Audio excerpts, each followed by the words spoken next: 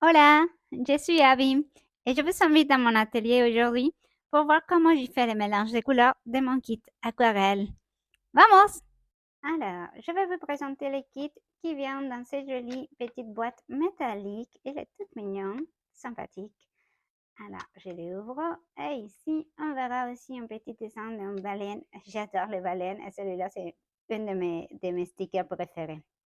Dans ce côté-là, on aura mes 6 couleurs. J'ai rose permanent, vert de vessie, bleu primaire, excusez-moi l'accent, je suis mexicaine, jaune primaire, euh, terre de ciel brûlé et un petit ton de doré. Vous voyez, celui-là, c'est mon préféré. Alors, comment on va faire mes couleurs? D'abord, je vous montre aussi les différents types de couleurs que j'arrive à faire avec ces petites palettes, que 5 couleurs, pardon, ils vont pouvoir me faire cette combinaison de couleurs et bien plus d'autres. Et voyez bien, j'ai pris un peu de bleu avec un petit peu de vert, du bleu avec un petit peu de... oui, je sais plus. Bon, là, on va les faire ensemble, ne vous inquiétez pas. Et alors, celui-ci, c'est la palette où je vais venir mélanger mes couleurs. Donc, de cette façon, par exemple, je vais venir prendre une couleur. Et disons, par exemple, celui-là, c'est un jaune qui est déjà utilisé, je l'ai déjà beaucoup travaillé. Et donc, il est légèrement mélangé avec du vert, mais c'est pas grave. Alors, je les pose ici sur ma palette. Je voulais aussi vous montrer comment ça fait la couleur toute seule. C'est un jaune très canari. Ça va, il ne me déplaise pas. C'est un jaune très primaire. Et là, maintenant, je voudrais bien mélanger mon jaune avec un petit peu de marron ou terre d'ombre brûlée. Non, terre de sienne. Et là, ça va me donner cette couleur-là, légèrement plus, presque la couleur sable, je dirais. Et comme ça, je vais y aller avec, en train de mélanger mon jaune avec les autres couleurs. Par exemple, cette fois, mon jaune avec de bleu. Donc, on se rappelle des cours de primaire, ben, les jaunes et les bleus, ça va me donner un petit vert. Voilà. Et là, maintenant, on va mélanger. Il y a encore un petit peu de jaune là-bas, je vais prendre un peu plus. Voilà, un peu comme ça. Et c'est pas grave, je vais y aller pour prendre aussi le vert. Ça a l'air un petit peu contaminé, mais moi, ça me pose pas trop de problèmes. Et qu'est-ce que j'ai maintenant? J'ai un jaune très citronné. Presque la magie. J'aime beaucoup ça. Et là, maintenant, on va mélanger mon jaune avec un petit peu de rose permanent. Je vais prendre un petit peu plus de jaune. Alors, ce rose permanent, je viens de le déposer, sorti du tube, et il est légèrement, il est très humide, il n'est pas facile à prendre, donc je vais vraiment prendre un point comme ça. Je l'ajoute. Ça me donne un ton très orangé. J'aime beaucoup aussi. Très brillant. Voilà, j'ai un orange très brillant ici. Je pourrais même prendre un petit peu plus de jaune, un petit peu plus de rose. Oh, pas beaucoup. Et là, je n'aurai presque un couleur, presque un couleur orange-orange. Voilà. De cette façon, je vais y aller un peu à faire le mélange avec tous. Donc, c'est-à-dire que je prendrai les roses avec les verts, les roses avec le bleu, les roses avec du jaune, les roses avec du marron. Alors, et on dira que peut-être, si on a déjà fait une combinaison, pas la peine de la refaire. Mais avec les aquarelles, c'est pas spécialement 1 plus 1 égale toujours 2. Mais parce que si je pars d'une base d'une couleur différente et je rajoute l'autre couleur, en fait, mon ton va être différent. Disons, ici, je prends plutôt une base rose, auquel je vais venir ajouter du jaune. Et je suis presque sûre que ça ne va pas nous donner cet orange-là. On va voir. Et ben là, ça, tout de suite, je remarque une différence. Je le pose ici, on va voir qu'est-ce qui est. Moi, je les vois légèrement différents, mais c'est vrai que dans cette partie-là, c'est pas trop différent. Ça va, ça ressemble. C'est peut-être plus frappant avec d'autres couleurs, mais celui-là, il m'a fait mentir. Souvent, je l'ai remarqué quand je commence avec les bleus pour faire un petit violet. Par exemple, je prends mon bleu. Je prends mon bleu, je le pose sur la palette parce que j'essaye aussi que de cette façon, je sais combien de matière j'ai mis sur mon pinceau.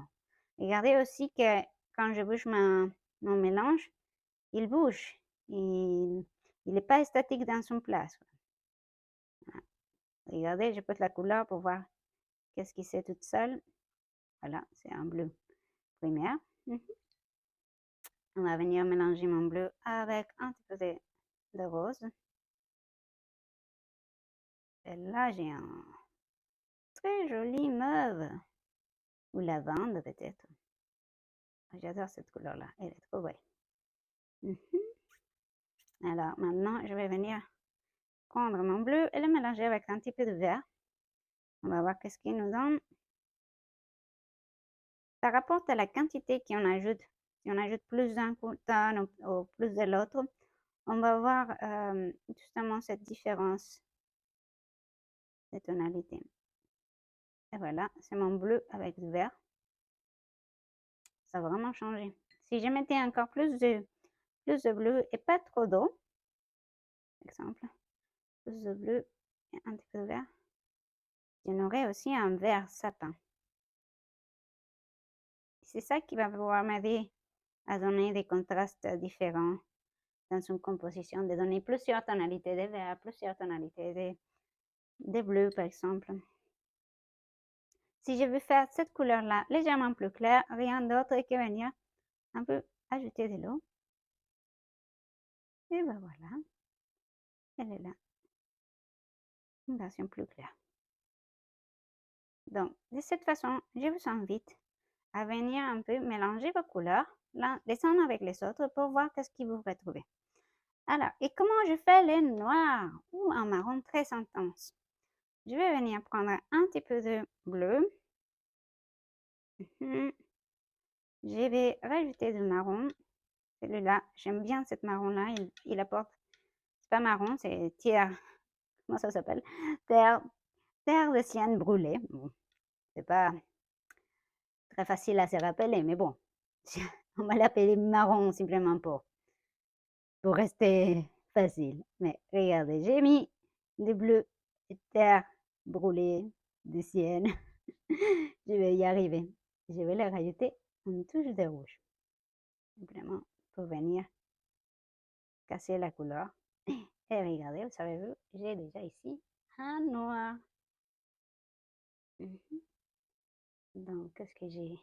Je vous répète, j'ai ajouté du bleu, marron, dans une quantité plus ou moins similaire, avec une touche de rouge qui vient justement casser la couleur et me faire un noir. C'est pas un noir intense, mais j'aime bien cette tonalité de noir qui ne prend pas trop les dessus, qui n'est pas trop forte. Sinon, je trouve que le noir tout seul, il est un peu trop saturé pour moi. Alors, j'ai oublié de me mentionner comment utiliser la couleur dorée qui vient sur le kit.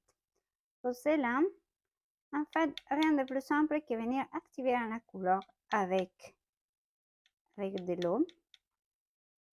Et cela, en général, j'aime bien qu'il soit assez, qu'il soit assez couvrant, qu'il soit plus solide que l'aquarelle. Ça ne m'intéresse pas qu'il soit trop transparent. Donc, très souvent, je vais la prendre directement de la palette et je vais venir la déposer comme ça. Ça va me faire une couleur beaucoup plus solide. Là, on y va. Peut-être pas trop. C'est pas des couleurs qui ressortent très bien dans les vidéos, mais elle est dorée.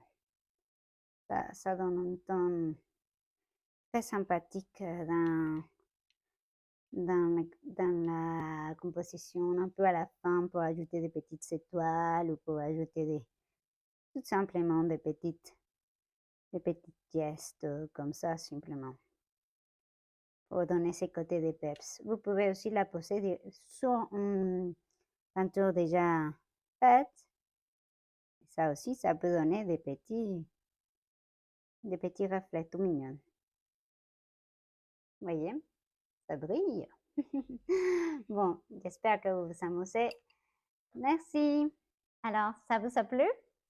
Si vous avez encore des questions, n'hésitez pas à m'écrire sur les commentaires en bas de cette vidéo ou à me contacter sur Instagram. Merci. Au revoir.